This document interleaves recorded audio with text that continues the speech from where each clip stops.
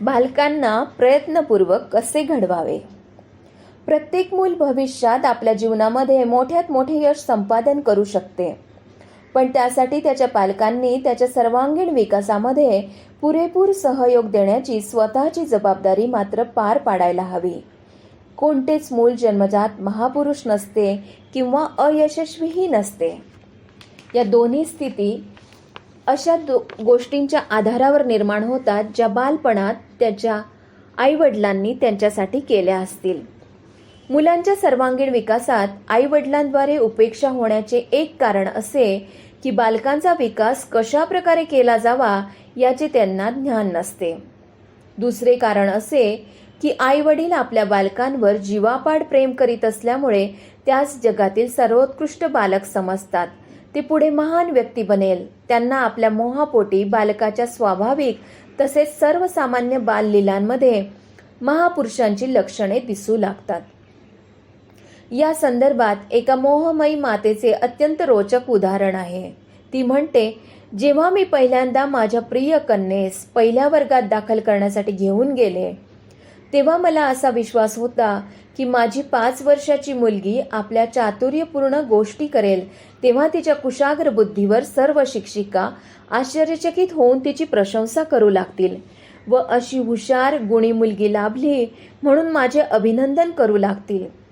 परंतु तेथे पोहोचल्यावर मला माझ्या फाजील विश्वासाच्या पोकळपणावर खजील व्हावे लागले. मला आश्चर्य वाटले की तेथे जेवढ्या माता आपल्या मुलींना दाखल करण्यासाठी आल्या होत्या त्या सर्वांचा समज आपापल्या मुलींबाबत माझ्यासारखाच होता. त्या मातेचा अनुभव स्पष्ट करतो की सर्व मातापिता आपल्या मुलांच्या बाललीला पाहून हे जगातील सर्वात बुद्धिमान बालक आहे असे समजतात. हा पुढे नक्कीच मोठा माणूस बनेल या गोड गैरसमजामुळेच ते देव आणि दैवाच्या भरवशावर त्यास आपोआप विकसित होण्यासाठी सोडून देतात व एखाद्या योजनेरूप व आदर्शास डोळ्यापुढे ठेवून त्यास विकसित करण्यासाठी प्रयत्न करीत नाही. ही आईवडिलांची घोडचूक ठरते. कोणतेच बालक जन्मजात असफल किंवा विशेष नसते. ते एवढे संवेदनशील मात्र नक्कीच असते की आपल्या वडीलधाऱ्यांच्या प्रत्येक क्रियाकृत्याचे व्यवहाराचे ते अतिशय बारकाईने निरीक्षण करून त्यांचे अनुकरण करण्याचा प्रयत्न करीत राहते. मुले अनुकरण प्रिय असतात तेव्हा ती पुढे अगदी आईवडिलांप्रमाणेच बनतात. विचारी व सावध आईवडील आपल्या बुद्धिहीन तसेच बावळट दिसणाऱ्या मुलांना प्रेमाने तसेच प्रयत्नपूर्वक अशा जीवन रेषेवर चालायला शिकवतात की ज्या योगे ती दिवसेंदिवस प्रगती करतील. या उलट बेसावध आईवडील आपल्या अतिविश्वासाने कुशाग्र बुद्धी होतकरू गुणी मुलांची उपेक्षा करून त्यास कवडीमोल करून टाकतात. मुलांना प्रगतिशील करण्यात अथवा आहे त्या स्थितीत खितपत पडत ठेवून त्यांच्या जीवनाचे मातेरे करण्यात त्यांच्या आईवडिलांच्या प्रयत्न व प्रमादाचे फार मोठे महत्त्व आहे. हे सत्य कोणत्याच पालकाने कोणत्याच परिस्थितीत नजरेआड करता कामा नये. मुलांना जन्म दिलाच आहे तर आपल्या कर्तव्याचे जबाबदारीचे महत्त्व ओळखून नीट पालन करावे. मुलांना महापुरुष बनण्यात मदत करावे. यामुळे स्वतःचा गौरव वाढेल, कुळाचे नाव होईल, तसेच देश व समाजाचे हित होईल. प्रत्येक बालक महापुरुष बनू शकते. त्याच्यामध्ये अशा शक्ती व विभूती दडलेल्या असतात की त्यांची जागृती, नियोजन व प्रगती व्यवस्थितपणे होणे गरजेचे असते आणि हे सर्व करण्याची जबाबदारी पालकांची असते.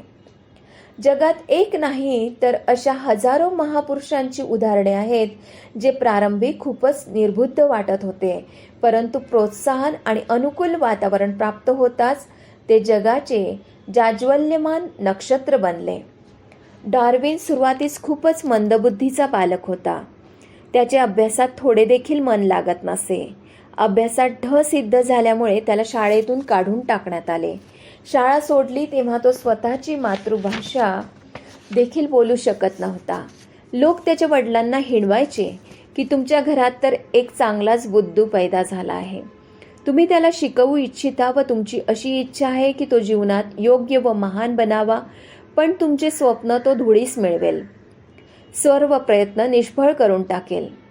डार्विनचे मित्र म्हणायचे, तू जंगलात जाऊन एकतर कुत्री मांजरे पकडून विकत जा किंवा एखाद्या नदीत तलावात समुद्रकाठी जाऊन मासेमारी कर. शिकणे सवरणे तुला या जन्मात तरी जमणार नाही. परंतु त्याच्या वडिलांनी हताश निराश न होता प्रगतीसाठी प्रयत्न सुरूच ठेवले. ते सतत उपदेश करायचे, दुर्व्यसनापासून वाचवायचे आणि स्वतः महापुरुषाच्या कथा सांगायचे. ते त्याला स्वतःबरोबर कामात गुंतवून ठेवत. त्याच्याशी एवढे चांगले वागायचे जणू तो त्यांचा फारच होतकरू, गुणी व कर्तबगार मुलगा होता. आणि वडिलांचे प्रयत्न फळाला आले. डार्विनच्या गुप्त शक्ती जागृत झाल्या. तो बुद्धिमान बनला. वडिलांचे परिश्रम, आत्मविश्वास, उत्साह तसेच एकाग्रता या गुणांच्या बळावर जगाचा सर्वमान्य तत्त्वज्ञ, संशोधक आणि समाजशास्त्रज्ञ बनला. त्याचा विकासवादाचा सिद्धांत जगात आजही मान्य आहे. जेथे बरेचसे पालक आपल्या मुलांची चपळता व वाचाळता बघून त्याला गुणी व होतकरू मानून निश्चिंत होऊन बसतात व विश्वास बाळगून असतात की त्याला त्याच्या कलेनंच पुढे जाऊ द्यावे. कदाचित तो मोठा माणूस बनेलही, परंतु अनेक पालक आपल्या मुलांचा खोडकरपणा, उनाडपणा पाहून निराश होतात. नेपोलियन बालपणी असाच उनाड, खोडकर होता. भांडणे, तू मी करणे, मारझोड करणे, शिकार करणे, पहाडांवर चढणे हे त्याला आवडायचे. वर्गातही त्याचा शेवटचा क्रमांक यायचा. परंतु त्याचे उत्साही आईवडील निराश न होता त्याच्या उनाड व खोडकरपणास नियंत्रित करण्याचा व त्याची स्फूर्ती जडणघडणीच्या काहीतरी विशेष बनवण्याच्या दिशेने लावता यावी म्हणून सतत प्रयत्न करीत राहिले. आणि त्यामुळे नेपोलियन शिस्तीचे महत्त्व जाणणे व शक्तींना विधायक कार्यांमध्ये नियोजित करणे शिकला. त्याचा परिणाम असा झाला की तो जगातील एक महान सेनापती आणि युरोपचा विश्वविख्यात विजेता बनला. याउलट त्याचे जे मित्र जे पहिल्या दुसऱ्या क्रमांकाने पास व्हायचे ते आज कोणाला आठवत देखील नाही.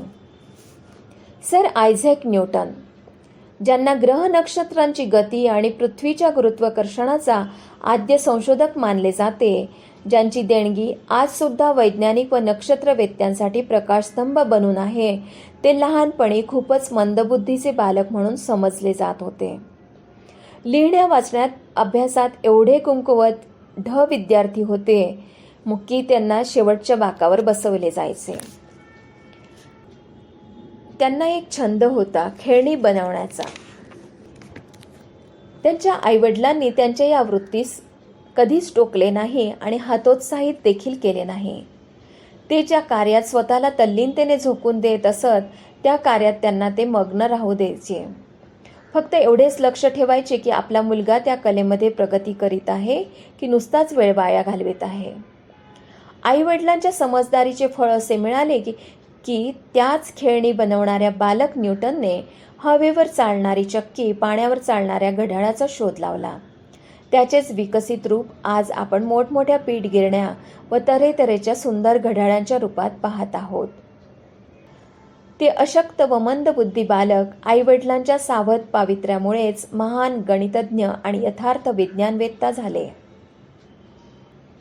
महापुरुषांची उदाहरणे जरी बाजूला सारली तरी देखील एखाद्या मनुष्याचे सज्जन, सुशील, शालीन, सभ्य व सामाजिक होणे ही काय कमी महत्त्वाची बाब आहे? असे झाल्यावर तो मुलगा फार यशस्वी होऊ शकला नाही तरी देखील तो जीवनामध्ये जी सुख, शांती व संतुष्टी अनुभवेल ते एखाद्या मोठ्या यशापेक्षा कमी नाही. बालकाचे एक सभ्य नागरिक बनणे अथवा एक असामाजिक घटक बनून जगणे हे देखील आईवडिलांच्या प्रयत्नांवरच अवलंबून असते. पालक जर मुलांना लहानपणापासूनच त्यांच्या सहज सामाजिक प्रवृत्तीचे उन्नयन, परिमार्जन करीत थोडे थोडे प्रशिक्षित करत राहिले तर ती इतिहास पुरुष जरी बनू शकली नाही तरी ती मुले आदर्श नागरिक नक्कीच बनू शकतात.